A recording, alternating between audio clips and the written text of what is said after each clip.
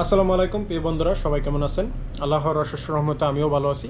প্রিয় বন্ধুরা, আজকে কথা বলবো 2025 সালে কাস্টম ক্লিয়ারেন্স নিয়ে কয়েকটি প্রবলেম আমি নিজেও ফেস করছি, সে বিষয়ে আজকে বিস্তারিত আলোচনা করব। আমরা অনেক সময় আলিবাবার থেকে অথবা আলি এক্সপ্রেস থেকে অর্ডার করে থাকি। বিশেষ করে যারা আলিবাবা থেকে অর্ডার করেন বেশি কোয়ান্টিটিতে, তাদের সাথে কিন্তু এই ধরনের প্রবলেমটা হয়ে থাকে। কাস্টম ক্লিয়ারেন্সের একটা প্রবলেম হয়ে যায়। ধরেন কাস্টম ক্লিয়ারেন্সের আগে যেরকম নিয়মকানুন দেখছিলাম, এর থেকে একটু ব্যতিক্রম বর্তমানে নিয়মকানুন দেখে আরও কড়াভাবে তারা চেকিং করে কাস্টম। অনেক সময় দেখা যাইতেছে আমরা অনেক ধরনের প্রোডাক্ট অর্ডার করে থাকি। বিভিন্ন কাস্টম ওই অফিসাররা যখন চেক করে অনেকটা পার্সেলটা হয়তো বা সাইডে দিছে, আবার সেমই পার্সেল আপনি যখন অর্ডার করবেন দ্বিতীয়বার এই পার্সেলটা তারা আটক করে দেয়। তো প্রিয় বন্ধুরা, এই ধরনের সমস্যা কিন্তু আমার মতো অনেকেই ফেস করেন। তো দেখা যাইতেছে আমরা যখন কাস্টম কোনো এজেন্সির মাধ্যমে এই বেশি কোয়ান্টিটিতে সামান আনতে যাই, সেক্ষেত্রে আমাদের খরচটা অনেক বেশি ব্যয়বহুল হয়ে যায়। তো আমরা নিজের অনেক সময় দেখা যাইতেছে পণ্ডিতি করে অনেক জিনিস অর্ডার করে দেই এবং সম্পূর্ণ টাকাটাই চলে যায়। যখন কাস্টম আটক করবে, আপনি যখন ডকুমেন্ট না দেখাইতে পারবেন, সেক্ষেত্রে আপনার যখন ডকুমেন্ট না দেখাইতে পারবেন আপনার পার্সেলটা আটক করে দিবে। তবে এক্ষেত্রে আপনারা একটা পদ্ধতি অবলম্বন করতে পারেন, যে পদ্ধতিটার মাধ্যমে আপনারা এই সমস্যাগুলো ফেস করতে পারেন। আপনারা যখন ধরেন সাপোজ এক্সাম্পল, আপনারা যে কোনো 20টা 25টা 10টা 15টা এই ধরনের কোয়ান্টিটিতে যখন আপনারা কোনো পার্সেল অর্ডার করবেন, সেক্ষেত্রে সেলারের সাথে কন্ট্যাক্ট করে নেবেন যে যদি কাস্টম ক্লিয়ারেন্স কোনো প্রবলেম হয় তুমি আমার টাকা রিফান্ড করবা, এবং যদি ডেলিভারি চার্জটা আমি নিজে দিব, কোনো অসুবিধা নেই, প্রোডাক্ট প্রাইসটা তুমি রিফান্ড করবা। এই ধরনের যখন আপনারা চুক্তি করে নেবেন, অনেক সেলার আছে যখন আপনারা এই ধরনের চুক্তি করে নেবেন তারা কিন্তু টাকাটা রিফান্ড করে। আমি অনেক সময় অর্ডার করি, আমি যেহেতু একজন অ্যামাজন সেলার, আমি বিভিন্ন সময় এই আলিবাবা থেকে সামান অর্ডার করে থাকি। প্রথমে আমি কিছুদিন বিভিন্ন এজেন্সির মাধ্যমে যখন অতিরিক্ত সামান আনি, তখন বিভিন্ন এজেন্সিকে আমি কন্ট্যাক্ট দিয়ে দিই।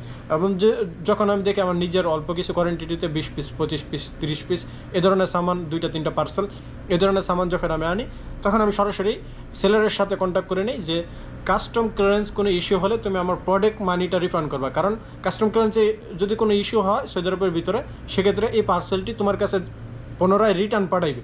তো রিটার্ন যখন তুমি পাইবা, তুমি আমার টাকাগুলো রিফান্ড করে দিবা। তো আমার সেলারের সাথে আমার এই ধরনের কন্ট্যাক্ট হয়, এবং সেলারের সাথে কন্ট্যাক্ট হয়ে থাকে, সেলার আমার প্রোডাক্ট প্রাইসটা রিফান্ড করে দেয়। এখন যে ডেলিভারি চার্জটা, সেটা আমার নিজেরই পে করতে হয়, ডেলিভারি চার্জটা আমার লোকসান যায়। এবং আমি অনেক সময় দেখছি যে সেমি পার্সেল সেমি প্রোডাক্ট আমি একবার অর্ডার করেছি, আমি সরাসরি পার্সেলটা আমি ডেলিভারি পাইছি, পোস্ট অফিসের থেকে গিয়ে নিয়ে আসতে হয়, পোস্টাল ডেলিভারি যেটাকে বলে। আবার সেমি পার্সেলটা আমি যখন আবার অর্ডার করি, কাস্টম ক্লিয়ারেন্স প্রবলেম হয়ে যায়।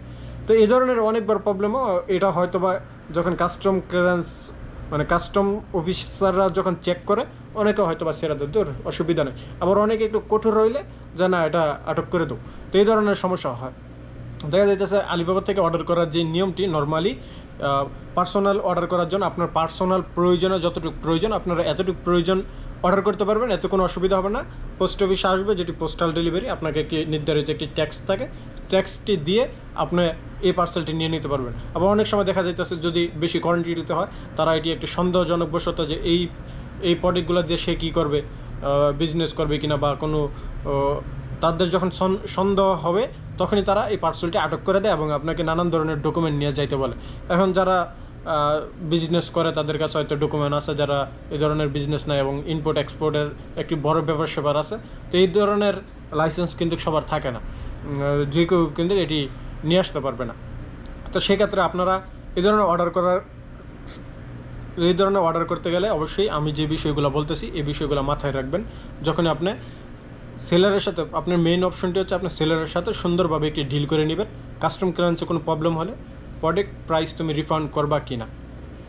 অনেক অসাধু ব্যবসায়ী আছে আপনারা আলিবাবার ভিতরে, প্রায় যদি বলি প্রায় আপনারা 50%ই চিটার বাটপার বৈশা রয়েছে, 50% ভালো সেলার আছে। এবং যে কোনো প্রোডাক্ট অর্ডার করেন, অবশ্যই দেখবেন যে এই সেলারটি কতদিন ধরে বিজনেস করতেছে, কীভাবে আপনারা একটি ভালো বিক্রেতা আলিবাবা থেকে বের করবেন, সেই বিষয়ে কিন্তু আমার অলরেডি একটি ভিডিও দেওয়া আছে।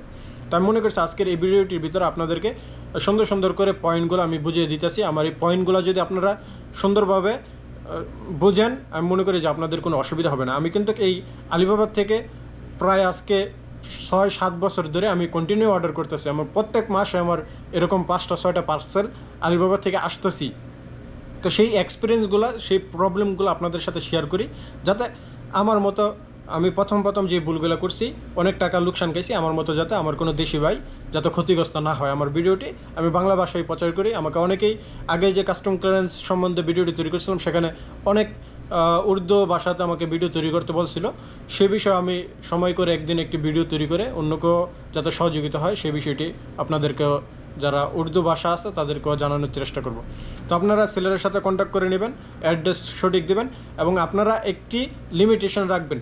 যদি পার্সোনাল ইউজের জন্য বা অল্প 2 কিলো থেকে বেশি যাতে পার্সেলের ওজনটা না হয়। আবার যখন 2 কিলোর বেশি আপনার পার্সোনাল ওজনটা হয়ে যাবে, সেক্ষেত্রে কিন্তু এটি আটক করে দিবে। সেক্ষেত্রে আপনারা আরেকটি পদ্ধতি অবলম্বন করতে পারেন, যে পদ্ধতিটি হচ্ছে এক্সপ্রেস ডেলিভারি। এই আলিবাবার ভিতরে আপনারা 3টা পদ্ধতির ডেলিভারি নিতে পারবেন। একটা পদ্ধতি হচ্ছে পোস্টাল ডেলিভারি, একটা পদ্ধতি হচ্ছে এক্সপ্রেসের মাধ্যমে ডেলিভারি, আরেকটা হচ্ছে ডাইরেক্ট ফ্লাই ডেলিভারি দিবে। তো এই যে 3 ধরনের ডেলিভারি কিন্তু আপনারা সিলেক্ট করতে পারেন। তো আপনারা যখন এক্সপ্রেসের মাধ্যমে নেবেন, যেমন DHL আছে, তারপরে আছে আপনার ফ্রেডেক্স আছে, এ ধরনের বড় যখন আরামেক্স আছে, সৌদি আরবের ভিতরে একটি কোম্পানি আছে যেটি হচ্ছে আরামেক্স।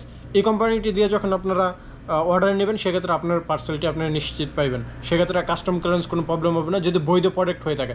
অবৈধ প্রোডাক্ট হলে সেক্ষেত্রে অসুবিধা হবে। যদি বৈধ প্রোডাক্ট হয়ে থাকে, আপনার আরামেক্সের মাধ্যমে যদি ডেলিভারিটা নেন, আপনার ডেলিভারিতে কোনো ইস্যু হবে না, আপনি নিশ্চিন্তে পার্সেলটি পেয়ে যাবেন। DSL এর ক্ষেত্রেও DSL খুবই গুরুত্বর সাথে কাস্টম ক্লিয়ারেন্সের প্রবলেমগুলো দেখে যদি বৈধ প্রোডাক্ট হয়ে থাকে। তো আপনারা এই কয়েকটা এক্সপ্রেসের মাধ্যমে যখন নেবেন, সেক্ষেত্রে আপনাদের পার্সেলটি নিশ্চিত আপনারা পাইবেন। এবং যখন পোস্টাল ডেলিভারিতে নেবেন, সেক্ষেত্রে একটু কঠোর, তারা খুবই কঠোরভাবে এই কাস্টম ক্লিয়ারেন্সের প্রবলেমগুলো দেখায় এবং কাস্টম অফিসার খুবই কঠিনভাবে চেক করে। তবে আগে আরও সহজ ছিল, আগে আমি দেখতাম। বর্তমানে আমি যেই পদ্ধতিতে অর্ডার করি, 2টা পার্সেল আসলে একটা পার্সেল আটক হয়ে যায়। আবার অনেক সময় দেখা যাইতেছে একাধিক 2-3টা পার্সেল আটক হয়ে যাচ্ছে, আবার একাধিক 2-3টা আসছে। আমি যেহেতু সেলারের সাথে একটি ডিল করে নিছি যে কাস্টম ক্লিয়ারেন্সের প্রবলেম হলে তুমি আমার টাকা রিফান্ড করবে, এবং কাস্টম ক্লিয়ারেন্সের প্রবলেম হলে সেলার আমাকে টাকা রিফান্ড করে। আমি যে প্রোডাক্ট আনি কন্টিনিউ, আমি একটি সেলার থেকেই দীর্ঘ 6 বছর ধরে বিজনেস করতেছি, একটি সেলারের থেকেই আমার প্রোডাক্টগুলো আনতেছি। এবং এই ধরনের 3-4টা সেলারের সাথে আমার পরিচিত আছে চায়নার ভিতরে। তো তারা আমার হয়ে খুব সুন্দরভাবে আমার যে প্রবলেমগুলো সেগুলো দেখে। এখন ডেলিভারি চার্জ অনেক সময় $69, $70 এরকম আমার থাকে। আমার যেহেতু 2 কিলো পার্সেল, $69-70 মতো লাগে। তো এই $69-70 আমার লোকসান যায়। আবার অনেক সময় যখন আইসা যায়, তখন আমার লাভ হয়। কারণ আপনারা জানেন আলিবাবার ভিতরে প্রোডাক্ট মূল্যটা অনেক বেশি। আলিবাবার থেকে সরাসরি যে কোনো জিনিস আনলে আমরা যদি এদেশে ব্যবসা করি, আমরা কিন্তু প্রফিটটা অনেক বেশি করতে পারি। তো প্রিয় বন্ধুরা, আশা করি আজকের আমার এই ভিডিওটি দেখলে আপনাদের কোনো ডাউট থাকবে না। সবাই ভালো থাকবেন, সুস্থ থাকবেন। ইনশাআল্লাহ আপনাদের সাথে দেখা হবে খুব শীঘ্রই নতুন আরেকটি ভিডিওতে। আল্লাহ হাফেজ।